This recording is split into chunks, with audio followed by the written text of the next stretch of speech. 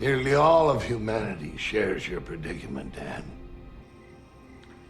If you don't get what you want, you suffer. And even when you get exactly what you want, you still suffer. Because you can't hold on to it forever. He thought I couldn't do it.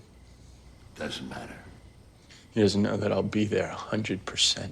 You don't need him or any letter to get up on those rings and do what you love. Yes, I do. All right, I'm talking about getting up there and winning the gold right now, so yes, I do. The gold is a craving. If only I had it, I'd be happy. Can't you hear it in there? It's a dream, Sock. All right, I can't think that dreams are bad. You don't surrender your dreams, Dan. You surrender the one thing you never have and you never will. Control. Accept that you don't control what will happen to you. Seeking salvation externally, surrendering the one thing you think you have but you never truly will, which is control. Oh my goodness, what a trap that we all fall into so often is this trap of suffering, no matter if we achieve what we are seeking or we don't get what we are seeking. And the reason why is because we are seeking. Welcome back to Through the Lens with your favorite trauma coach, Ashley. This week is Way of the Peaceful Warrior Part 3. Yes, that is right. It is the final episode of Way of the Peaceful Warrior. And today we are going to wrap up this amazing 3-part series trip with a bow and send you off asking WTF. No, I'm just kidding. We are going to answer your questions today and help you to have a new level of remembrance, because this episode is jam-packed with so many nuggets of remembrance and being able to relate to Dan and where he is, and this false sense of what happens when we take out the trash when really we are still chasing the ego. So let's dive in. What happens when we take out the trash? Well, remembrance happens. But the remembrance is the understanding of what truth really is. But there's a trick here, and we see this right here in this first moment, is that, and I think it's so common today in the movement of spirituality and personal development, is this: let's learn how to take out the trash. Let's learn how to clear our mind with the purpose of self-gain, with the purpose of building that empire, with the purpose of obtaining, the multi-fortunes, with obtaining the love of our life. It's always about, I want to clear out the trash because I want an end game. Oh man, in that moment, we've completely missed the point, my friend.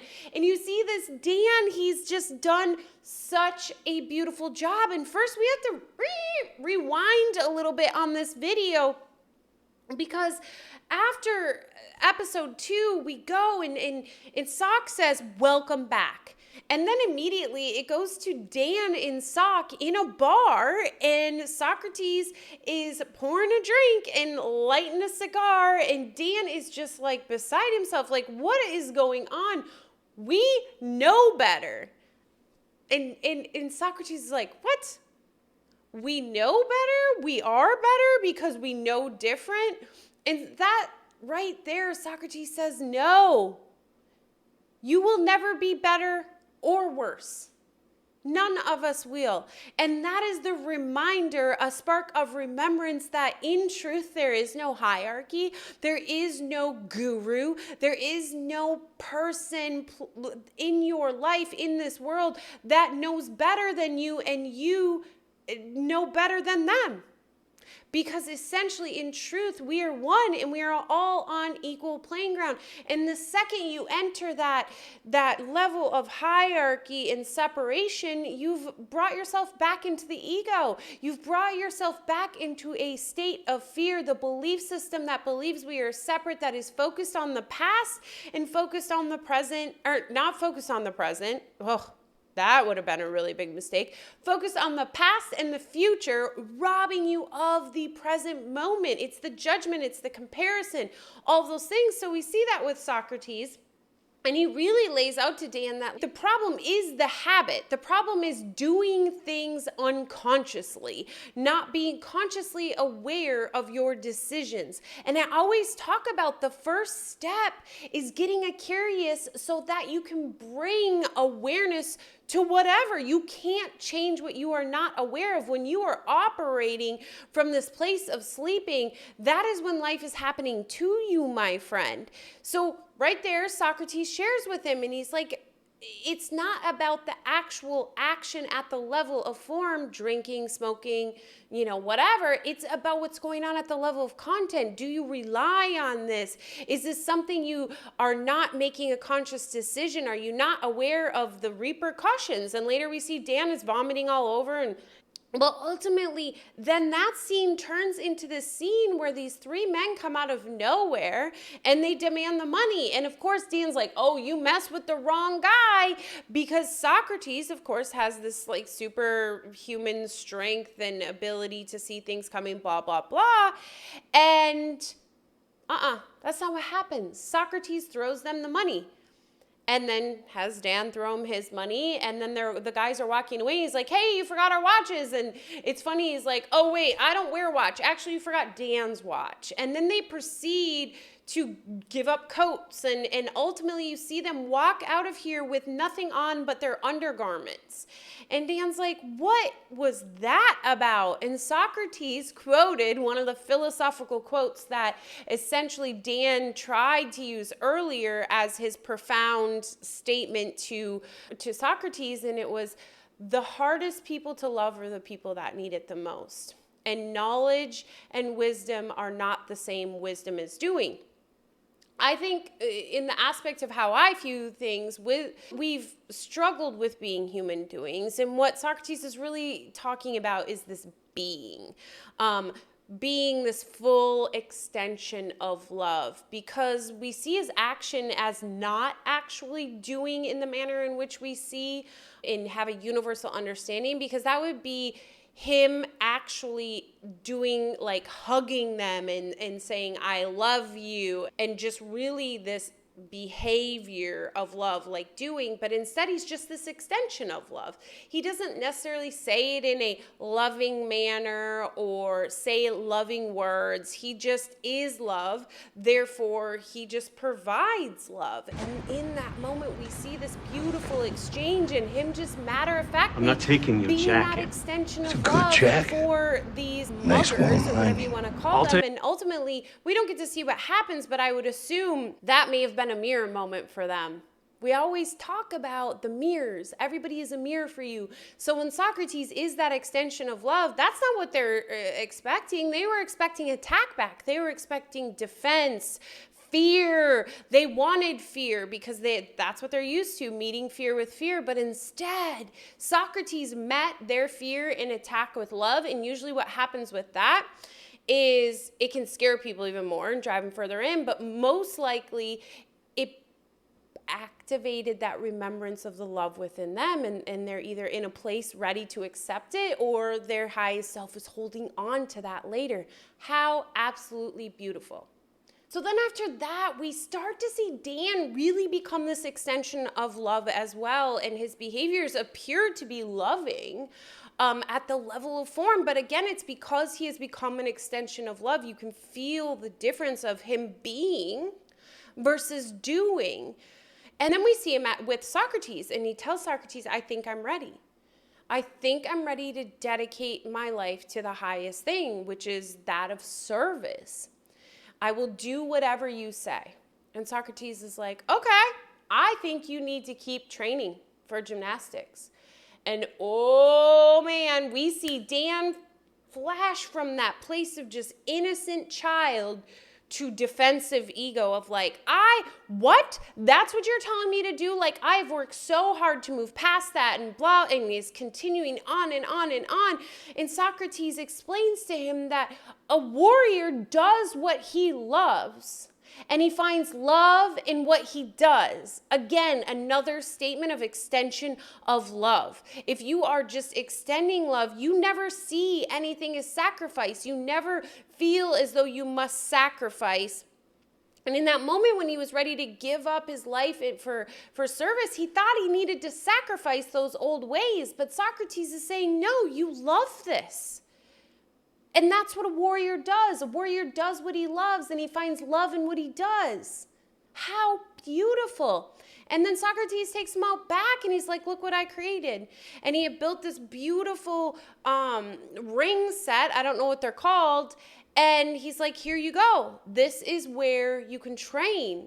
Because, of course, Dan had every excuse of being in an accident and everybody else's trash that he has continuously been picking up about why he can no longer do that.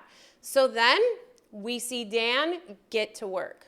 We see Dan being that extension of love and pushing through this external pain and pushing through these external fears and these external, voices of everyone else that would have held him back and made him never believe he could do something. But he freed his mind. He cleared it of the trash, so he had no stories or narratives playing that would potentially hold him back. And that was the training with Socrates. And later we find Socrates says, actually the training all along was the accident. Duh, we see that. So then Dan does all of this and then goes back to the gym.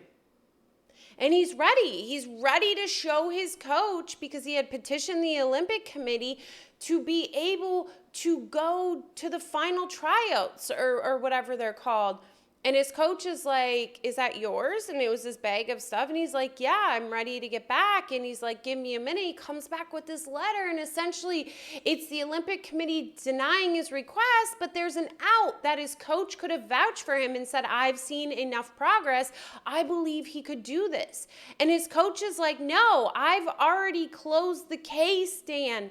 I've seen you. I've seen your ego take control of you with your triple stuff you want to do, and the last thing I want is to watch you live in a wheelchair because your ego has taken hold.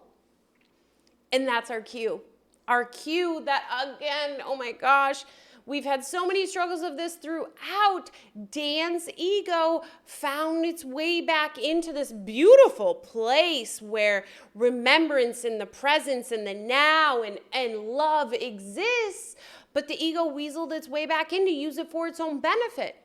And that brings us to where we started this video, where Dan is like, what is the point? If I cannot even go for the gold, what is the point? There is no point.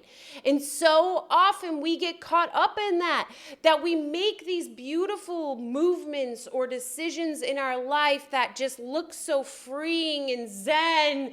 But really, it's because we're expecting a certain outcome.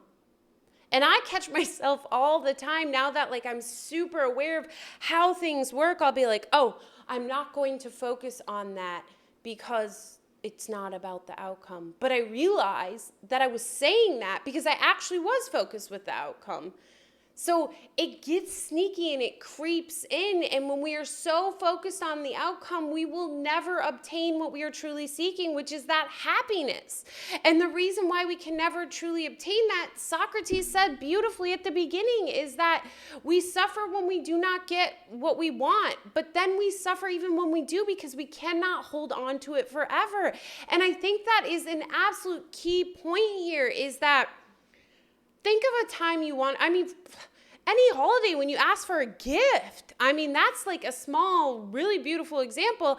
You ask for a gift and then you get exactly what you wanted, but then the next year you're asking for a gift again. So if happiness was contained in that gift, why do you ever need to seek it again? Because happiness, true happiness, my friend, is eternal. It doesn't go away. It just is. It's a constant. But the problem is when you're seeking your happiness or salvation outside of you in some external achievement, it will always be fleeting, or it will never come, one or the other. So Dan, in this moment, the continued conversation with him and Socrates, Dan gets very heated, and you think that he's just going to quit on it all. And he confesses, I thought I was stronger. I thought my mind was stronger, Soc. I'm sorry. I can't do this. And he leaves, or so we think. And I believe Socrates thought he was leaving as well. And then Socrates looks outside, and he goes and sits on the car. He goes back to the place that Socrates had him sit in episode 2 until he had something of relevance to share. And that was kind of his moment, another moment of back against the wall. Like I talked in the last video, for me, I had a lot of those. And I think many of us do, where we get to a different level of understanding, a different level of remembrance. And the ego finds its way back in. And then we get to another back against the wall moment, and another aha remembrance, and another layer, and another layer. And that's where Dan was. And so Soc's like, show up here tomorrow with your hiking boots. We're going on a hike.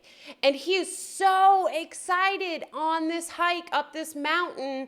And he even references feeling like a kid before Christmas, with the anticipation of what's at the top, and I can't wait, and I'm so excited, and he's enjoying every single moment. And then they get to the top, and he's like, what is it? Well, is it the view? And Soc's like, no, down there, by your foot. And he looks down by his foot, and he's like, is it the flower? Because there's a flower there. And Soc's like, no, it's that rock. Mind you, it's just a random rock. You're seeing it on your screen right now. And Dan is just like, what? And is disappointed immediately. And so we see Socrates say, he's like, yeah, I'm never sure how it's going to end. It's always a surprise to me, essentially. And then he says, I'm sorry you're not happy. You were so happy on the way up. And, you said you were even like a kid on Christmas. And Dan's like, yeah, because I thought there was going to be something at the end. It was going to be amazing and beautiful. And all these things, and we see Socrates start to walk away and kind of head back down, and Dan looks at the rock and has one of those aha moments of, it's about the journey. Soc's like, yeah, it's about the journey, friend. And then all of a sudden, we see Dan headed back onto those rings. His coach is like, no, Dan, no, and he goes, but the key here, friend, is he already knew his possibilities for the Olympics was out the door. But despite that, like Socrates had said, you don't need that to say that you love it, to say that you are amazing at the rings. You don't need a gold medal. You don't need people's praises, because it just is what you are. And so he goes and he shows them. And he just does it because it's a part of the journey, because he's being present in the moment, and it is not dependent on the outcome. He just literally loves to do the rings. And he has found love in what he does, because he has become an extension of love. Because in that moment on that mountaintop, he realized how the ego had creeped back in, and how he had sought his salvation outside of himself by then placing the weight on the destination, when it's always been about the journey. And I think in personal development and spiritual development today, we get so caught up in the destination. Even me, sometimes I'm like, I just want to be home. I want to be enlightened. That is the destination. But what actually matters is this journey, every moment, every video I make, every conversation I have, every moment that I choose different. Every moment that I choose to be an extension of love instead of listening to the ego belief system that does not exist. That is what matters. And for Dan, he sees that. And he does the rings and he kills it. Of course, he absolutely kills it. And then we see Joy, him talking to Joy, which is just a cute interaction in general. But she alludes that he gets to go to these trials now, and that they're leaving soon. And then we see it goes to the van, and the van makes a stop by the gas station on the way to the trials. I'm guessing to have one last interaction with Socrates, or to thank him, or what. I don't even know what. But guess what? Soc's not there. There's some young guy who's like, this is self-serve. And Dan's like, And if we think back to the beginning of this video, when Socrates and Dan are sitting in that bar, Dan and Socrates have this beautiful conversation, and Dan is just gloating, and at one point he's like, is that why you chose me, Sock? And Sock's like, are you done gloating? Are you done like filling your own ego? What if you chose me? And Dan makes a mention about intuition in his own internal dialogue, and Sock's like, what if I'm actually that? So essentially, what if Sock was just a projection of his own internal needs in that moment in order to move him forward?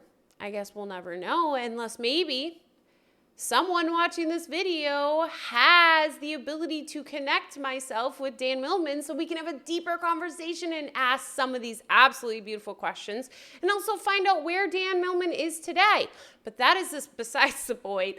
So we see that, and Dan just has this acceptance, and his friend says, did you ever find out how that guy jumped up there? And he's like, it doesn't really matter, because it doesn't matter. And then they go to the trials, and his friend sits down next to him and is like, you know, Dan, we're all perplexed at how you did that. It's almost like a miracle. What? Say that again? It's almost like a miracle. It's like something miraculous happened. Well, because it did. That's exactly what. Like, that is exactly what occurred. Dan chose to no longer listen to the ego. He chose to listen to his innate state that is always there, always in the background guiding him, and to be in the now. I mean, Eckhart Tolle talks about the power of now. That's what this story is about. The power of being in that present moment. But you have to first clear out the trash. And then you have to remember your truth, which is that you, my friend, are just an extension of love. And the only way to tap into that extension of love is to focus on the present moment, which is enjoying the journey, realizing that your happiness and peace lies in every single moment. And the second you shift and you create some sort of external thing or milestone and say that's where your happiness is, you have entered back into the belief system that is of the ego, that is of fear, of sacrifice and separation, and that'll mess you all up.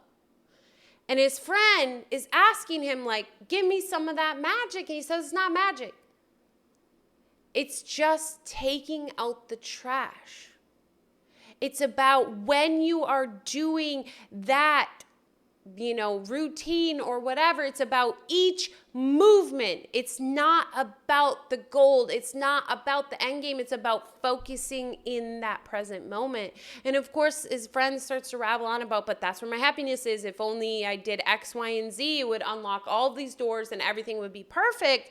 Which Dan knows is not the case. He has learned that. He has saw that. He has witnessed and experienced that himself. And I think, even my little present example of getting a present that you wanted so bad, but then needing a new one again the next year, that's the same for manifesting. I have a video on that. It's like if you are signing up for manifesting classes every year, and when you are trying to manifest something, it's because it will provide you more happiness or peace or freedom or time freedom, then why would you ever need to take that manifesting class again the next year? If you already manifested the happiness, the time, the peace, it shouldn't be fleeting, because true happiness, true peace, that is the extension of eternal love, isn't fleeting. It's your state of being. But you gotta clear out the trash, and you've got to remember. And he gets up on the rings, and he's like nailing it, of course, looks amazing. And in the moment, we hear Socrates' voice say, what time is it? And Dan says, now. The power of now. And we talk about the power of now all of the time, but so often we forget that there's actually crap you've got to do to get there. And that's untying yourself from the ego that is taking out the trash. And, Dan was lucky he did it in a 2-hour special. But the truth is, this is an ongoing journey, my friend. The destination is not what matters. It is every single day in the moment choosing to not listen to the fear, acknowledging it and choosing different, remembering your truth and taking out the trash. That's the journey. And when you are living in the journey and you are living in the present, love just flows. It's just a part of it. So happiness just flows. It's just the state. It's just what it is. It just is. Oh my goodness. Oh, wow, wow, wow. What an amazing 3 weeks. I feel like I could cry. Like, that is just an absolutely beautiful representation, I think, of truth. I mean, yeah, the words and some of the things are a little different, but that doesn't matter because words are symbols twice removed and, are such a mess anyway. They were created for the illusion to explain the illusion, and what we're trying to talk about are things completely outside of the illusion. And I think the Way of the Peaceful Warrior does an absolutely amazing job. I encourage you, if you haven't read the book, to read the book because it goes into even more detail and more beautiful remembrance and sparking of just aha moments. And again, I have this request of you, if you yourself or anyone you know may have the opportunity to get me in touch with Dan Millman, please, I would absolutely love that. And I think you all would love that as well, for us to be able to just have an open dialogue with him. I mean, this was years ago. And I know it would just be awesome to hear where he is today and how his journey continues of staying in the now and what roadblocks he's found that we can all learn from together. Because like my favorite quote by Ram Dass, we're all just walking each other home, my friend. So that was our trip for today, part 3 of Way of the Peaceful Warrior, really discussing about what happens when we clear out the trash. What is really this about? It's about the journey. It's about the power of now. It's about being in the now. It's about being that extension of love. So I am so grateful for you. Make sure to like, subscribe, turn on notifications. If you have any more suggestions of Through the Lens, I would greatly appreciate it. This was actually a recommendation by a fellow community member, and it was so powerful. But as always, my friend, remember you are worth it. So much love. Bye-bye.